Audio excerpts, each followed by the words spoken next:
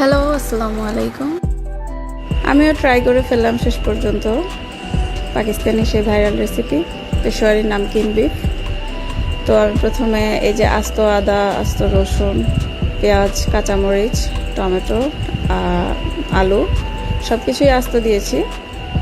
আর হচ্ছে এক টেবিল চামচ গোলমরিচের গুঁড়ো দিয়ে এগুলাকে খুব ভালোভাবে মিশিয়ে নিয়েছি। এরপরে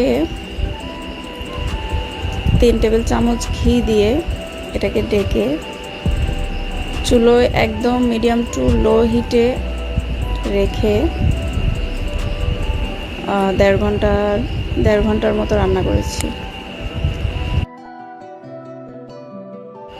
মাশাআল্লাহ, আলহামদুলিল্লাহ, এই মাংসটা কিন্তু খেতে অনেক মজা। তো আপনারা অবশ্যই কিন্তু ট্রাই করে দেখবেন। আমি প্রথমে এটার কালার দেখে ভেবেছিলাম এটা খেতে এত বেশি মজা হবে না, কিন্তু রান্না করার পরে আসলে খুব ভালো লাগছে। আমি কিন্তু প্রথমে লবণ মেখে এগুলো 1 ঘন্টার জন্য ম্যারিনেট করে রেখেছিলাম। তো ওই ক্লিপটা মনে হয় নেওয়া হয়নি। অবশ্যই প্রথমে লবণ মেখে 1 ঘন্টার জন্য ম্যারিনেট করে নেবেন।